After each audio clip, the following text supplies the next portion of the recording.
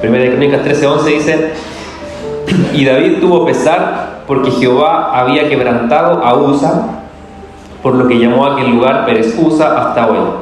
Y David temió a Dios aquel día y dijo: ¿cómo he de traer a mi casa el arca de Dios? Y no trajo David el arca a su casa en la ciudad de David, sino que la llevó a la casa de Obed-edom geteo. Y el arca de Dios estuvo con la familia de Obed-edom en su casa 3 meses. Y bendijo Jehová la casa de Obed-edom y todo lo que tenía. Tuvo pesar David por el quebrantamiento, ¿cierto?, de Usa. Yo le puse acá en la primera parte del mensaje un quebrantamiento productivo. Ocurrió que cuando estaban llevando, ¿cierto?, el arca a la presencia de Dios y la iban acarreando, falleció esta persona, pero eso no generó indiferencia por parte del pueblo, sino que generó un pesar. Después David también menciona, ¿cierto? Dios dice, yo lo leí el versículo, no me acuerdo dónde está en el siguiente capítulo, pero dice: Dios nos quebrantó, sintió la responsabilidad y el peso y el quebrantamiento de la muerte de un hombre.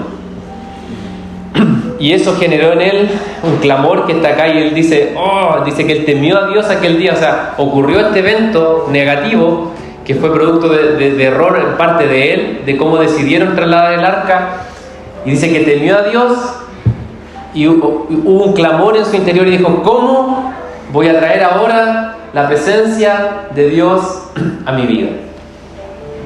Y que es necesario que el quebrantamiento provoque en nosotros una pausa, que el quebrantamiento que enfrentemos en cualquier área de nuestra vida debe generar en nosotros una reflexión, debe generar un pensamiento. Y acá lo que él hizo fue pausar su actividad que parecía espiritual, ¿verdad? Porque era espiritual, llevar el arca, era bonito, era una buena intención. Hablamos el otro día sobre cuando las intenciones no bastan, y a pesar de todas las intenciones y lo correcto que se estaba haciendo, que era llevar la presencia de Dios a un lugar para rendirle culto, a pesar de que era algo espiritual, se decide tomar una pausa. Y es necesario que nosotros, cuando estamos en quebrantamiento, no que pausemos nuestra vida espiritual, sino que podamos de alguna manera entrar a meditar en nuestros caminos. ¿Y qué va a ocurrir, amado? Que el quebrantamiento, cuando nosotros lo meditamos delante del Señor, va a producir algunas cosas en nosotros. En primer lugar, tenemos que preguntarnos cómo hemos de traer la presencia del Señor a nuestra vida. Cómo la presencia de Dios puede intervenir, cómo la presencia del Señor puede ser la que intervenga en medio de nuestro quebrantamiento, en medio de tu dificultad, en medio de tu proceso, en medio de lo que Dios te ha quebrantado. Cómo Dios, tu presencia, puede tener cabida y puede hacer una intervención en mi vida, en mi familia, en mi hogar. Porque a veces buscamos respuestas o buscamos soluciones en muchas otras partes, y está bien. Pero el deseo de David y el clamor que hoy día se apodere de nosotros: Señor, ¿cómo traer tu presencia? ¿Cómo traer tu presencia? Sabemos lo que ocurrió después. En el capítulo 15 se relata, yo lo leí algunos versículos, dice que el capítulo 15 y el versículo 12 dice: vosotros sois los principales padres de la familia de los levitas, santificaos vosotros, vuestros hermanos, y pasad el arca de Jehová, de Dios de Israel, al lugar que le he preparado, pues por no haberlo hecho así vosotros la primera vez, Jehová nuestro Dios nos quebrantó, por cuanto no le buscamos según su ordenanza. Hay algo que va a provocar el quebranto en nuestras vidas, y es que va a perfeccionar nuestra capacidad de oír la voz de Dios. Amén. Entonces, cuando nosotros buscamos la presencia del Señor en medio del quebranto, algo va a pasar, y es que va el Señor a permitirnos oírle de mejor forma, de forma más clara. ¿Cuántos quieren oír la voz del Señor? Amén. ¿Cuántos creen que Dios sigue hablando hoy? Amén. Sí, porque hay algunos que dicen que Dios ya no habla, que habló, que se cerró, ¿cierto? En la Biblia es el canon de las Escrituras y Dios ya no habla. Pero la palabra del Señor es viva y es eficaz y sigue hablando hoy. No sé si de forma audible o no, pero nos dio un espíritu que es el lugar donde nosotros nos conectamos, ¿cierto?, con la voz del Señor. Entonces, ¿qué va a ocurrir en tu quebranto? que el Señor va a perfeccionar la capacidad que tiene tu espíritu de escuchar su voz y de discernir lo que Él te quiere hablar.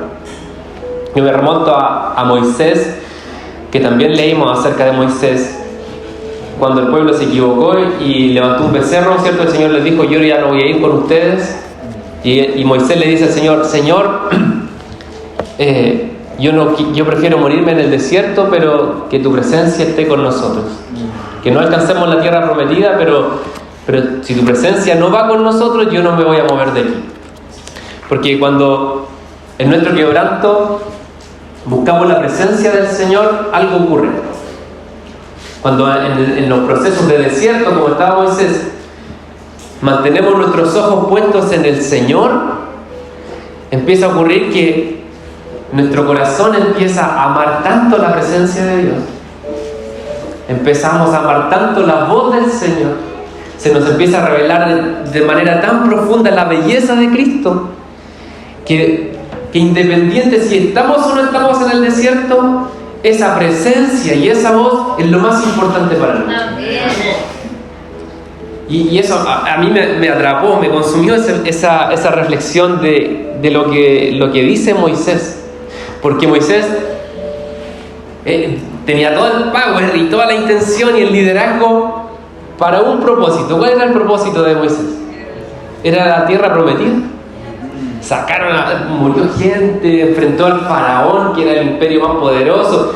Todo lo que hizo Moisés, y su deseo, su meta, su objetivo y su liderazgo y el llamado que él tenía era llevar al pueblo a la tierra prometida. Pero cuando el Señor le dice: sí, sabes que te voy a dar la tierra, pero yo no voy a estar con ustedes, él dice: Señor, yo cambio toda la tierra prometida por estar, aunque sea un instante más, en tu presencia. ¿Por qué pasó eso con Moisés? Porque en medio del proceso del desierto, mientras llegaban a la tierra prometida, él conoció a Dios cara a cara. Él escuchó su voz, él dimensionó su gloria de forma personal, él accedió a un lugar donde la presencia de Dios le hablaba, lo transformaba, lo cautivaba, le entregó revelación, conoció a Dios. En todo un transitar por un desierto, que nuestra vida se acerque a Dios, que nuestra vida anhele de Dios, que mientras estás transitando en una circunstancia de quebrantamiento, enciérrate a conocer más de Dios. ¿Y qué es lo que va a ocurrir? Que te va a cautivar tanto su presencia, nos va a cautivar tanto la presencia del Señor. Y quizás no es agradable lo que voy a decir, pero ¿y qué pasa si Dios no contesta tu respuesta a lo que estás esperando? ¿Qué pasa si eso nunca llegara a ocurrir? Es una opción. Puede ocurrir, porque Dios es soberano en su voluntad.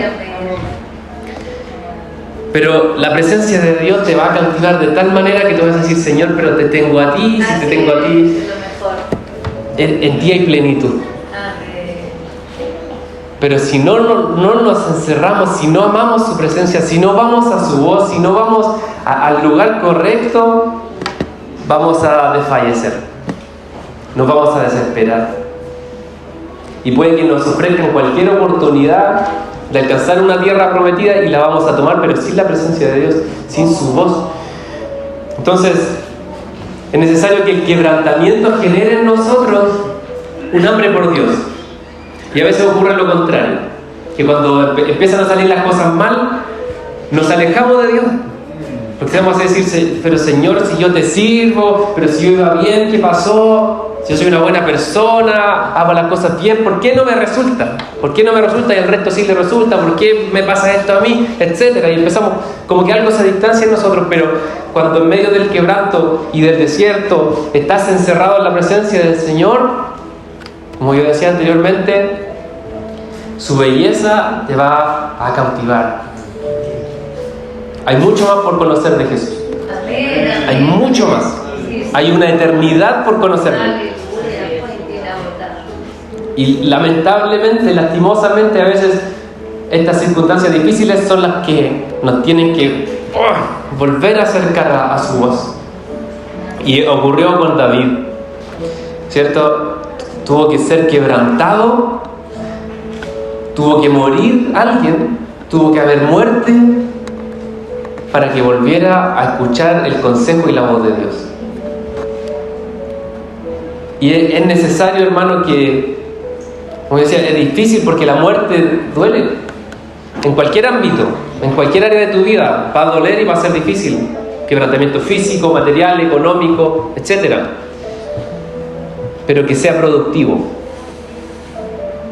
Que no sea un evento más en mi vida, sino que lo difícil que te ha tocado vivir, lo difícil que te ha tocado enfrentar, que sea esa instancia de perfeccionamiento, donde puedas decir, Señor, gracias por el quebrantamiento. Me dolió, me desangró por dentro, pero escuché tu voz. Y tu voz y tu presencia hoy es todo para mí. Tu presencia hoy la necesito más que lo que te estoy pidiendo como milagro. Tu presencia en mi vida es más necesaria que el mayor deseo de mi corazón y la petición de mi corazón, que te digo todos los días, y a lo mejor me encerré y ayuné para pedirle a Dios por un motivo de oración, pero ¿sabes lo que va a ocurrir? Te vas a encontrar, quizás no con tu motivo respondido al tiro, pero te vas a escuchar la voz del Señor. Aleluya. Gloria a Dios. Va a ocurrir que vas a ir a orar, te vas a encerrar a orar por un clamor, por tu deseo, por tu petición, y tal vez ese día no va a ser la respuesta, pero te vas a encontrar con el Señor. Con su hermosura. Te vas a encontrar, quizás no vas a encontrar el trabajo que estás pidiendo, pero vas a encontrar la provisión, vas a encontrar al proveedor, vas a encontrar a Jehová en mi pastor, nada me faltará, vas a ver tus recursos multiplicarse aunque no tenías nada. Y esa hermosura no lo hubieses dimensionado si no te hubiese tocado pasar por ese quebrantamiento económico. Y así que se aplique a todas las áreas de nuestra vida. Y esto es lo que va a ocurrir, y esto es lo que va a pasar en nuestras vidas, en la vida de cada uno de nosotros, cuando la presencia del Señor es nuestra prioridad en medio de las situaciones. No cambiemos nada por la presencia del Señor. No hay nada más valioso que la presencia del Señor. Por eso que David, cuando sufrió el quebrantamiento de Uza, ¿qué clama él? ¡Ay! ¿Cómo voy a traer tu presencia? Aposté todo a esto, tiré todas las fichas, la organización para traer la presencia y no la tengo en mi vida y fuimos quebrantados. Señor, ¿cómo lo haré ahora? Mire lo que ocurrió acá, es que la pausa que tomaron dice que llevaron el arca a una casa de Obed-Edom, que era un sacerdote, probablemente en el lugar donde ocurrió el desenlace fatal, ¿cierto? Tal vez en un campo, lejos de la ciudad, en el trayecto en el que iban, y lo pusieron en una casa. ¿Y qué ocurrió en esa casa? La presencia que desde ese momento hubo temor, porque, oye, ¿qué pasó? Murió alguien. Pero hubo un hombre que dijo, pero tráiganla a mi casa. La dejaron en ese lugar. ¿Y qué pasó allí? Dice que Jehová bendijo la casa de Obed-Edom y todo lo que tenía. Hubo bendición. ¿Pero cómo? Si era la presencia que mataba. Que si no se hacían todas las cosas de acuerdo a la ordenanza, alguien murió. Pero este hombre dice que una casa sencilla, allí estuvo el arca y bendijo el Señor ese lugar.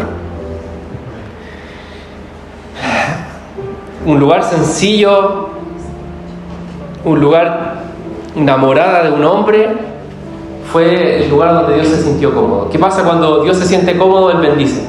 Su presencia bendice, su presencia llena. Y esto es un contraste súper importante de un culto apoteósico, de un culto lleno de cánticos y de todo lo que se estaba haciendo, versus una casa sencilla de un hombre en el campo. ¿Y dónde estuvo Dios bendiciendo? Ese lugar sencillo. Entonces, eso habla el corazón de David. Él dice, Señor, no se trataba de los lujos, no se trataba de las comodidades, no se trataba de lo apoteósico, de los ruidos, no se trataba del estruendo, no se trataba del fuego, no se trataba del viento, se trataba de un lugar donde a ti se te da el lugar exclusivo, donde tú tienes toda la gloria, donde eres honrado, donde eres respetado. No importa si es un lugar sencillo, y no importa si nosotros somos sencillos, somos personas de escasos recursos, o somos espiritualmente pobres porque conocemos a Dios hace poquito y no sé mucho, pero le doy gloria al Señor, pero mi vida le da gloria a Dios, Dios te va a bendecir. Amén. Amén. Sí, Señor. Entonces no se trata del ruido, ni se trata de las luces, ni del humo, ni de las pantallas. Y no digo que eso esté mal, después lo vamos a seguir analizando, pero eso al tiro el Señor como que nos muestra y nos da una premisa de que Él, aunque sea un lugar sencillo, pero donde Él es el único y donde a Él se le da el atributo y la honra correcta, Él bendice. Ahí hay bendición. Amén. Vamos a ver ahora cómo fue. Aquí me tomé más del tiempo que quería tomarme en este punto, pero vamos a ver cómo se trasladó finalmente el arca de forma correcta. Vamos a Primera de Crónicas, capítulo 15, ya lo estábamos leyendo. Vamos a leer varios versículos. A ver, Primera de Crónicas 15:1.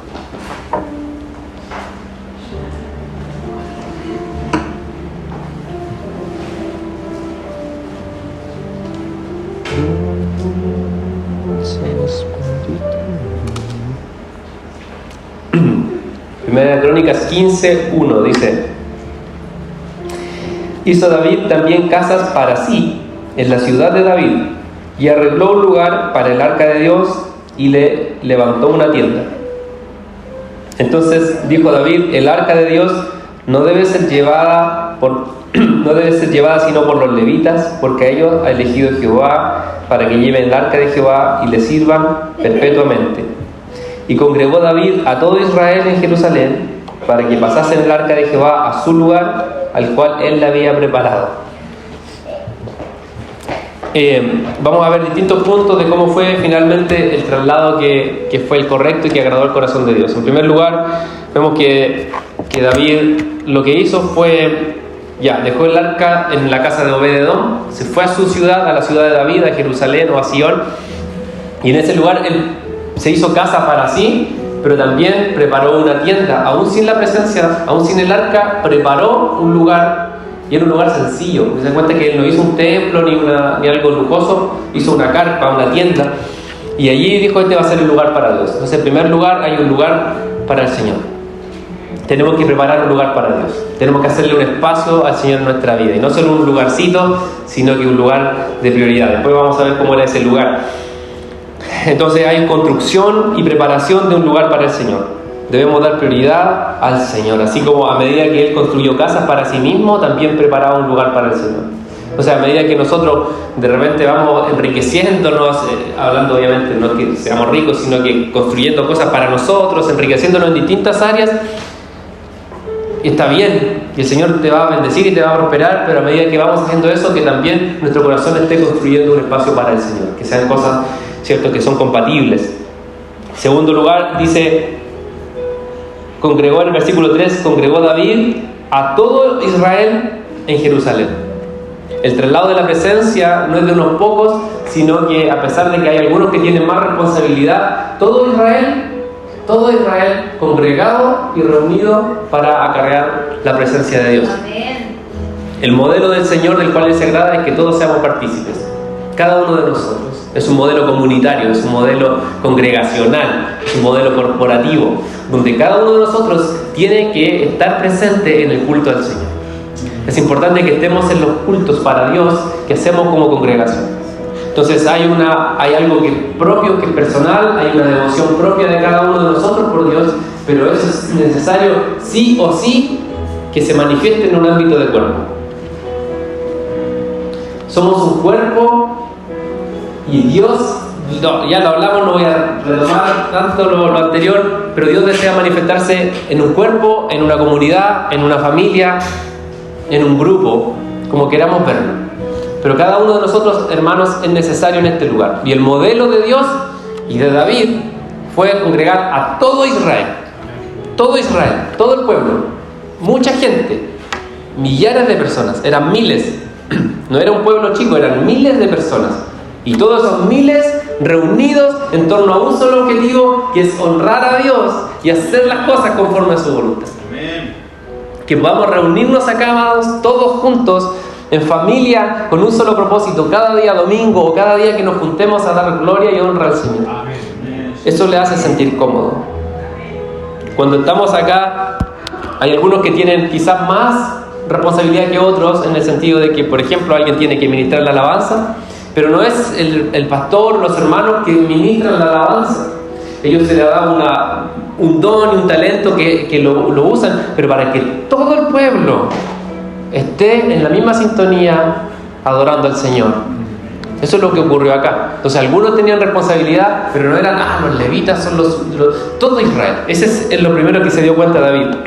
Versículo 14 dice, ya lo habíamos leído recién, dice que los sacerdotes y los levitas se santificaron. Aquí podríamos hacer todo un apartado sobre esto de la santificación. Pero ¿qué significa santificarse?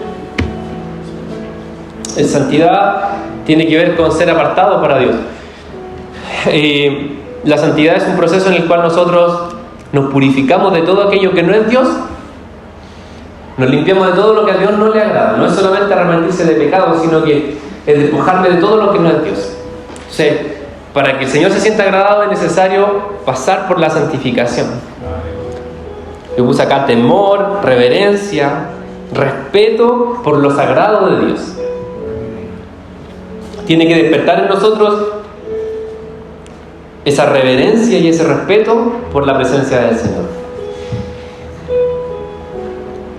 Después, ¿cierto? Esto lo vimos el otro día, dice que lo hicieron según su ordenanza, lo conversábamos recién, que fue de acuerdo a la voz del Señor, todo conforme a la palabra de Dios.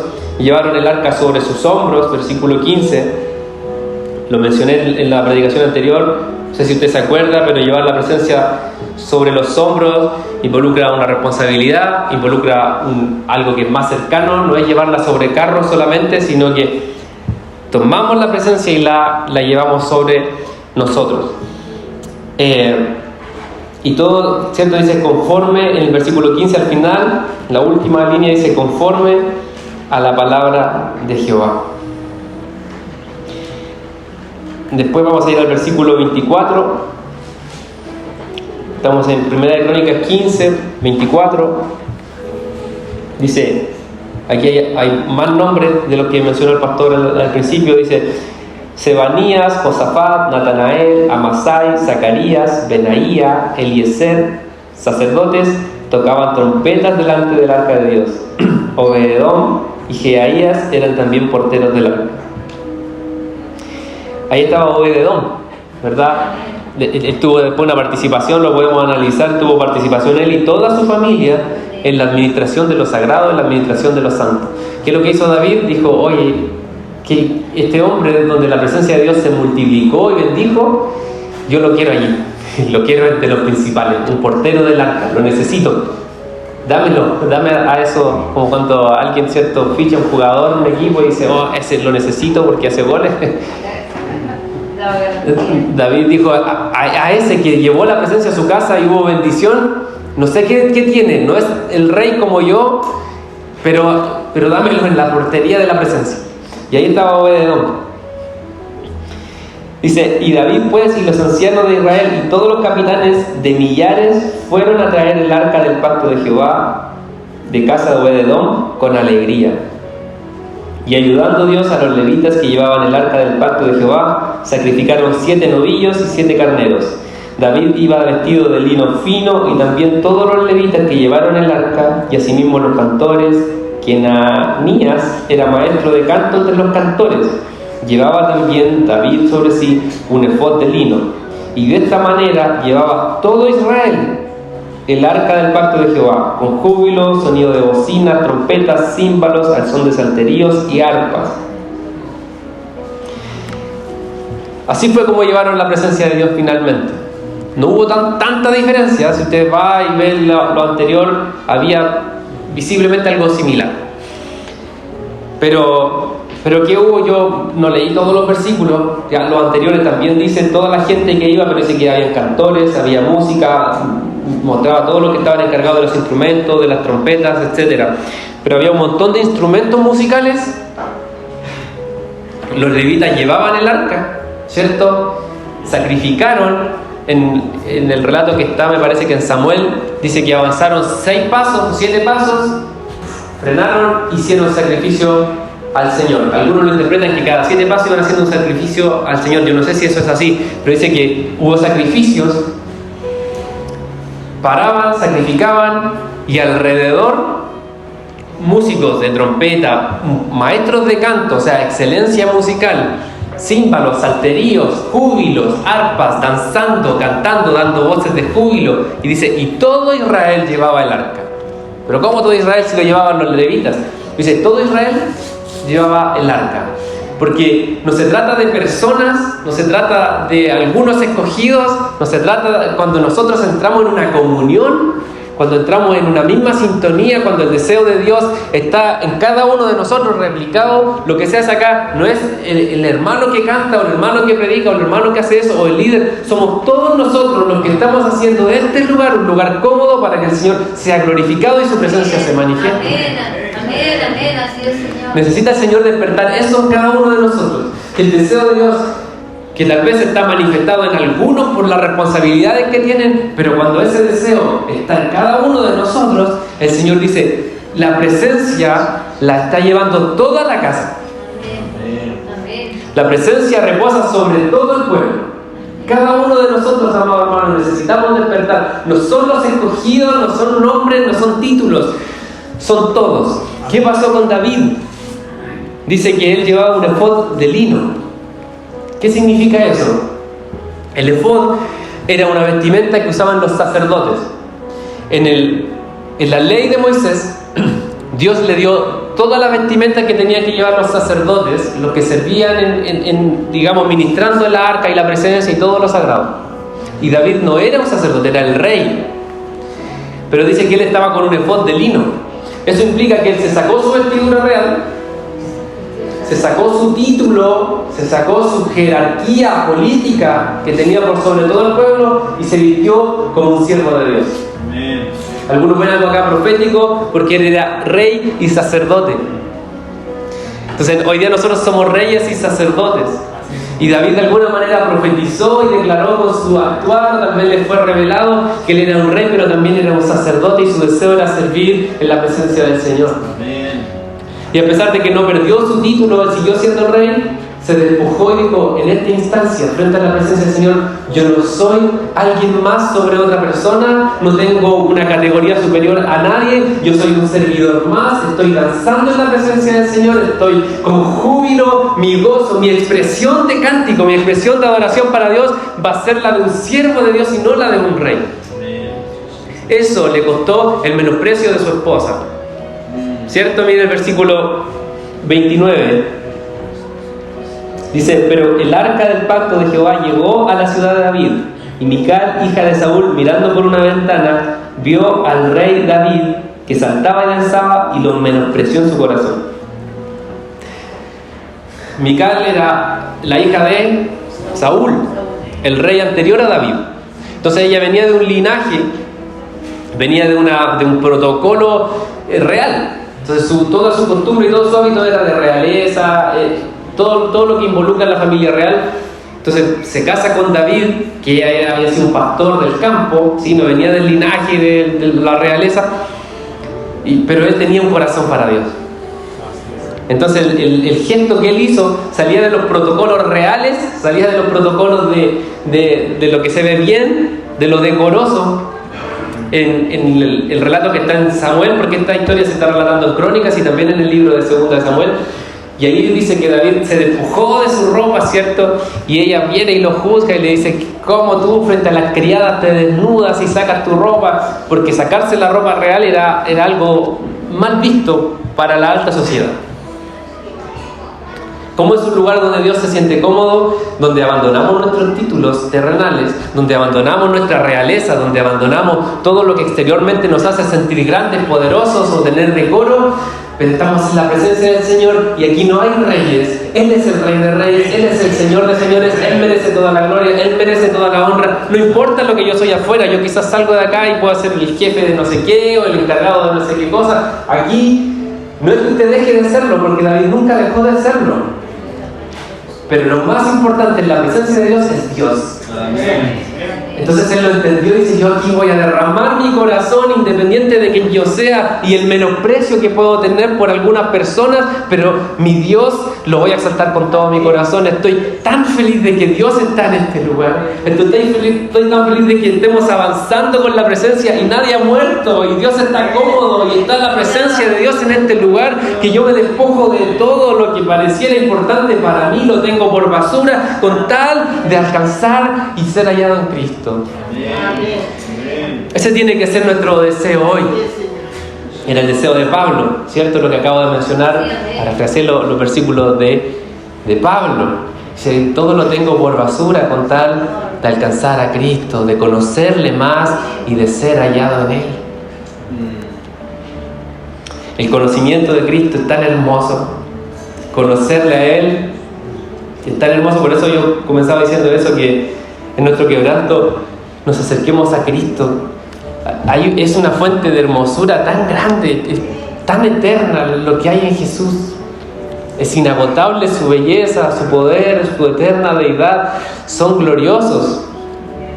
Entonces, a pesar de que ellos tuvieron quebrantamiento, el alinearse a la voz de Dios los llevó a un disfrute de plenitud.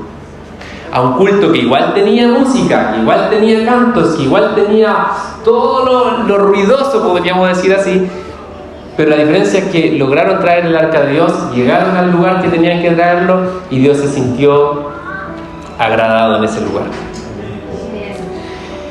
¿Nos queda tiempo, no? Me faltan 2 puntos todavía.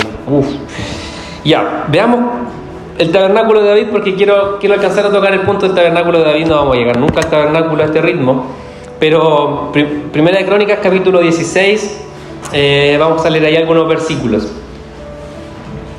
Entonces el versículo 1 del capítulo 16 dice: así trajeron el arca de Dios y la pusieron en medio de la tienda que David había levantado para ella, y ofrecieron holocaustos y sacrificios delante de Dios. Versículo 4: y puso delante del arca de Jehová ministros de los levitas para que recordasen y confesasen y lo hacen a Jehová, Dios de Israel. Nos vamos a saltar al versículo 37, mucho más adelante. Después viene un salmo de David, usted lo puede leer. Y el versículo 37 dice: y dejó allí delante del arca del pacto a Asaf y a sus hermanos para que ministrasen de continuo delante del arca cada cosa en su día, y a Obed-edom y a sus 68 hermanos, y a Obed-edom hijo de Jedutún y Osa como porteros, asimismo al sacerdote Sadoc y a los sacerdotes hermanos delante del tabernáculo de Jehová en el lugar alto que estaba en Gabaón, para que sacrificasen continuamente a mañana y a tarde holocaustos a Jehová en el altar del holocausto, conforme a todo lo que está escrito en la ley de Jehová que él prescribió a Israel. Habían 2 lugares, uno era el tabernáculo de David y otro que estaba en Gabaón, que se menciona acá, que era el lugar donde también había establecido Moisés, ¿cierto?, el tabernáculo. Y había como, podríamos decir, 2 tabernáculos. Había un lugar donde estaba el arca, y en ese lugar, ¿qué es lo que hizo David? Dice que puso a ministros levitas que estaban continuamente adorando a Dios. Esto cambia un poco el panorama anterior, donde había uno que entraba, ¿cierto?, y tenía el acceso, el sumo sacerdote y todo. Él reúne a un lote de adoradores en torno a la presencia de Dios, dice, delante del arca, y adoraban, decían como turnos de adoración, estaban adorando continuamente a Dios.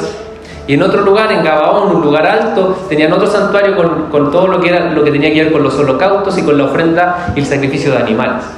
Pero el tabernáculo propiamente tal de David era este lugar de adoración musical y ministración a la presencia del Señor en conjunto, en grupo y sin parar, continuamente adorando al Señor.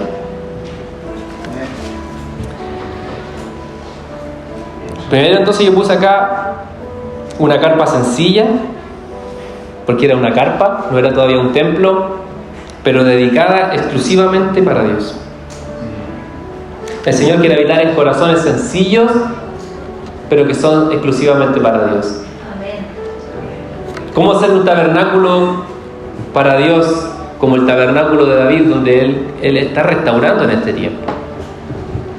Es que seamos gente de corazón sencillo, pero que Dios es mi todo. Para llegar a eso, vuelvo a decirlo, el quebrantamiento a veces es la instancia donde podamos decir: Señor, soy solo tuyo, soy solo de ti, se trata solo de ti, soy exclusivamente tuyo, no tengo mucho para dar, no sé mucho, no sé predicar tanto, no sé orar tanto, pero soy tuyo, Dios, quiero ser una morada para ti.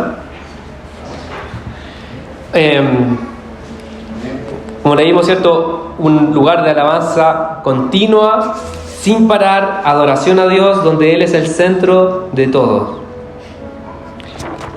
Nosotros tenemos un diseño, obviamente, no estoy diciendo que esté mal, porque es nuestra forma más, físicamente más correcta de hacerlo, pero de estar los músicos acá adelante, ¿cierto? Y estamos todos ahí abajo. El modelo del arca era la presencia y todos alrededor de la presencia. Obviamente nosotros no podemos replicar eso, porque estoy hablando de una distribución física que es más visible y de todo. No es que ahora, si yo estoy acá en alto, estoy sobre todos ustedes, no, cierto, obviamente no. Pero muchas veces ocurre eso en las plataformas, lamentablemente, donde hay músicos y artistas que están ahí arriba y ellos como que adoran a Dios y toda la gente y los admira. Y eso físicamente está bien, porque da más visibilidad y la música y todo se escucha mejor, etcétera, etcétera, etcétera. Pero ¿cuál es el corazón con el que se hacen las cosas? ¿Y cuál es el corazón con el que nosotros debiésemos venir a este lugar y adorar al Señor? Es que la presencia es el centro, Él es el centro, y todo lo demás solamente somos servidores que están dando gloria, y dice que cierto, estaban loando, adorando con cánticos, con salmos, exaltando a Dios continuamente, sin parar, sin jerarquías, un grupo de adoradores en torno a uno solo, que es el nombre de Dios, el único que merece ser adorado y el único nombre que debiésemos poner en alto. El único nombre que merece ser recordado es el nombre de Jehová nuestro Dios. Que surja en nosotros una devoción por el Señor. Yo acá lo que veo, y es el último punto que puse en todos estos aspectos, es devoción por Dios. Devoción por Dios. Todo lo que están haciendo ellos en ese tabernáculo de David, no voy a analizar más el tabernáculo. Como resumen, hay acceso a la presencia, ¿cierto? Hay un rey y un sacerdote, que es David, que profetizó eso. El sacerdote y rey se reúnen todos en torno a la presencia de uno solo. Todos le dan gloria, el objetivo es darle gloria al Señor. Hay adoración continua. Todas esas cosas para mí tienen un denominador común en el corazón de David, y es devoción por Dios. Hay una expresión de cánticos, hay expresiones de bocinas, hay expresiones de júbilo, pero solamente con un solo objetivo, y es que Dios se pueda sentir cómodo allí, de que Dios pueda tener la preeminencia en todas las cosas. Amén. Que todo lo que nosotros hagamos como iglesia tenga un solo objetivo, y sea que el Señor sea puesto en alto. Amén. Amén. Tal vez nos podemos equivocar, tal vez podemos fallar, tal vez nuestra vida está llena de errores, tal vez como iglesia tenemos muchos errores, pero que el Señor enderece nuestras veredas, porque no importa los errores, como yo decía el otro día, el error que había cometido David, él se alineó a la voz del Señor. Sí, Señor, amén. No es que podamos hacer lo que queramos, sino que el Señor misericordioso perdona nuestras faltas. Amén. No importa, hermano, que la culpa que tal vez pueda usted experimentar por errores del pasado, el Señor la sane. Sí, amén. Y no es porque no tengamos que arrepentirnos, porque si usted ya se arrepintió, si usted ya se volvió al Señor, el Señor quitó nuestra culpa. Entonces, que esas cosas no nos condenen para decir: no soy digno de llevar la presencia del Señor. Oh, Padre, gloria a Dios. Porque puede ser que tu vida se transforme en un tabernáculo de David, un lugar donde Dios dice: allí yo quiero estar, Amén, Señor. porque hay un corazón contrito y hay un corazón humillado, porque allí se me da la gloria, porque quizás no con tantas cosas, no con tantos lujos, pero mi nombre es exaltado allí. Y ese va a ser el lugar donde Dios va a reposar. Usted va a ser el lugar de su morada. Usted va a ser el lugar donde Dios va a reposar. Usted va a ser el lugar donde Él va a tener la preeminencia. Gracias, papá. Miren lo que dice el Salmo. Vamos a leer dos salmos. Salmo 16, 11.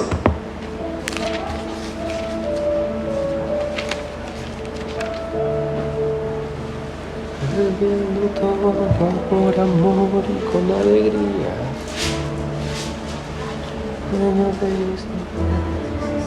Salmo 16, 11 dice: me mostrará la senda de la vida, en tu presencia hay plenitud de gozo, delicias a tu diestra para siempre. Amén. Salmo 21, 6 dice: porque lo has bendecido para siempre y lo llenaste de alegría con tu presencia. Estos son salmos de David. Y ahora podemos entender el contexto de los salmos. Por ejemplo, se me fue el salmo que era, no lo anoté en mis apuntes. A ver si me acuerdo, ¿cómo anda mi memoria? Sí. Salmo 134.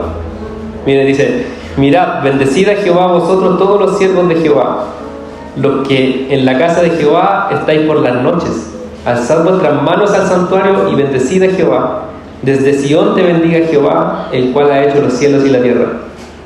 O sea, le está hablando a los que estamos hablando, que están ministrando la presencia del Señor. O sea, los que en la casa de Jehová están por las noches. O sea, día y noche había adoración en ese lugar. Usted va a empezar a leer los salmos y va a decir: en ese lugar, cuando dice la casa de Dios, ¿por qué David habla acerca de la casa de Dios, por ejemplo, acá? Si todavía no se elevaba el templo, había un santuario, esa era la casa del Señor. ¿Ya? Entonces, eso para que entendamos el contexto. Entonces, cuando en el versículo capítulo 16 de los Salmos dice: en tu presencia y plenitud de gozo, es porque probablemente David cumplía estos turnos de adoración allí en la presencia del Señor, porque habla mucho él acerca de esto, ¿cierto? Prefiero un rincón allí en ese lugar que 1000 años fuera de él. Antes que estar en mi palacio, yo prefiero un rinconcito allí con los adoradores en torno a la presencia del Señor. Pero hay algo que descubrió David, y él dice: en tu presencia hay plenitud de gozo. Amén. Y eso es tan profundo, porque volviendo al principio, ¿qué es lo que nos da realmente plenitud? ¿Qué nos da plenitud de gozo? Muchas veces que Dios responda a nuestro clamor, de nuestro deseo, ¿verdad? Lo que le estamos pidiendo a Él, o el motivo de nuestro quebranto, o que el Señor nos saque de tal y tal situación. Pero David dice: la plenitud de mi gozo está en tu presencia. Porque cuando estamos en su presencia, y lo vuelvo a decir, el Señor se muestra y entendemos su belleza y su hermosura, y eso nos llena de gozo. Y puede ser que no llegues a la tierra prometida, pero vas a estar tan pleno de gozo porque conociste a Dios en medio del desierto. Y va a haber plenitud de gozo, hermano. Amén. Llenura de gozo. Amén. No es que, sí, qué lindo estuvo el culto, me alegré, sino que Dios es tu plenitud, te llena, no necesitas nada más. Plenitud es algo que está lleno. Por ejemplo, este vaso no está en plenitud. Si yo lo lleno hasta arriba, este vaso está pleno, no le entra nada más. Entonces, cuando estamos en plenitud de gozo, es que mi gozo está hasta el tope. O sea, ¿quién más me podría gozar que la presencia del Señor? Entonces David entendió, allí ministrando, adorando en ese ámbito de gloria y de adoración al Señor: esta es mi plenitud de gozo. No el palacio con toda la riqueza, no los reinos, no las grandezas que puedo tener, no las victorias que puedo obtener, ni los triunfos de las guerras, sino que tu presencia está en mi plenitud de gozo. Aleluya. Salmo 21 dice: lo has bendecido para siempre. El salmista, ¿cierto? Dice: lo has bendecido para siempre. ¿Por qué? Porque lo llenaste de alegría con tu presencia. Él habla acerca de bendición, ¿Y cuál es la bendición de David? La presencia de Dios. Señor. Lo has bendecido y lo llenaste de alegría porque le dio un palacio, porque lo puso con riquezas. No, porque estaba la presencia de Dios en su vida. Y para mí, al menos lo que yo entiendo de esto, ese es el corazón que cautivó a Dios. Ese es el corazón que Dios miró y por eso dijo el tabernáculo de David. Allí quiero habitar, que es el lugar donde mi presencia es plenitud para los hombres. Un lugar donde la plenitud no está en las cosas que yo le puedo o no dar, porque aquí estamos hablando de alguien que lo tenía todo, pero su plenitud no era el todo de las bendiciones terrenales, sino que la plenitud era la presencia del Señor. El tabernáculo de David es aquel lugar donde Dios está al centro, todo gira en torno a Él en adoración y Él es la plenitud de la iglesia. Gloria a Dios. ¿Y sabe que eso lo provocó un quebrantamiento en primera instancia? Y ese es el valor del quebranto. Que vas a entender que la plenitud de todo no es Dios saciándote de muchas bendiciones, sino que es simplemente Él. Se trata del Señor, nuestra vida. Y lo tenemos que entender, iglesia, porque, como decía, no es que vamos al culto a gozarlo y listo, sino que Él es la plenitud de nuestro gozo día a día. Día y noche de adoración para el Señor. Todo el tiempo, en toda instancia, mañana y tarde. Sacrificios de holocausto y de adoración, de brindarle a Él la preeminencia, el primer lugar, la prioridad. Pero Él llenándolo todo. Y eso es lo de vuelta que vamos a recibir. Entonces preparemos instancias, preparemos culto, preparemos adoración y vamos a recibir algo de vuelta. Y eso algo de vuelta es plenitud. Es plenitud y llenura. Te vas a sentir pleno, no vas a sentir vacío, no vas a sentir que nada te falta. Vas a sentir que, aunque aún estoy en el desierto, pero ya estoy pleno. Y si me muero hoy día, me voy pleno porque lo experimenté al Rey de Gloria en medio de mi sufrimiento. Conocí al Rey del Consuelo, conocí al Proveedor, conocí al quien me sostuvo, conocí al Perdonador, conocí al que estaba en la miseria, abandonado, pero me recogió, me extendió con su mano, me abrazó. Y este abrazo de Dios es todo lo que quiero. No quiero nada más, no quiero nada más. Señor, te quiero a ti. Señor, quiero tu presencia en mi vida, Señor. Que arda en nosotros ese deseo, pero que se transforme en un clamor, iglesia, y se transforme en un grito desesperado. ¿Cómo he de traer la presencia de Dios a mi vida? Lo leímos el otro día en el Salmo 133 o 132, ¿cierto? Lo que dice David: yo no voy a dar descanso a mis ojos, no voy a dormir hasta que el Todopoderoso, el fuerte de Jacob, encuentre un lugar de reposo en este lugar. Que si algo ha de desvelarnos, si algo ha de tenernos preocupados, que sea, Señor, tu presencia en plenitud en mi vida, Dios. Que lo que yo construya para ti sea un lugar donde tú seas exaltado, glorificado. ¿Qué estamos deseando hoy delante del Señor? ¿Cuál es nuestro anhelo máximo? ¿Qué te motiva a orar? ¿Qué te motiva a ayunar? ¿Que el Señor responda a tu oración?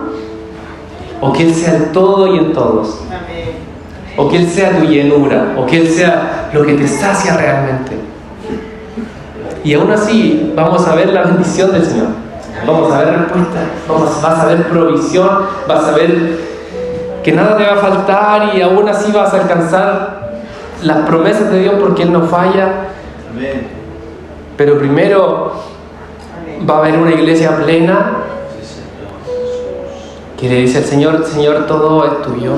Todo se trata de ti, como el clamor de Ana cuando clamó por un hijo, ¿cierto? Y era todo el deseo de su corazón y nació el hijo y ella dijo: pero Señor, Dios te lo entrego a ti. ¿Para qué queremos las cosas que le pedimos al Señor? Cuando en primer lugar el quebrantamiento le llevó a experimentar su voz y su presencia y dimensionarlo a Él como el todo, aunque venga una respuesta, todo va a seguir siendo de Él y para Él, y nuestra vida va a ser para Él y en Él vamos a encontrar plenitud de gozo. Sí, Señor. Independiente del rango que usted tenga, o el liderazgo, o la antigüedad que usted lleve, sirviendo a Dios, hay una verdad para todos. Y es que le falta tanto para conocer de Dios, hermano. Se lo digo sin temor, amados pastores o a hermanos más nuevos, les falta mucho por conocer de Cristo. A todos nosotros nos falta tanto por conocer de Jesús. No tenemos el conocimiento suficiente, y no de las Escrituras ni de teología, de Dios. Nos falta mucho. ¿En qué estamos gastando nuestra vida y nuestros días? ¿En qué estamos gastando lo que hacemos? Que sea para conocerle más. Porque cuando Él llena todo,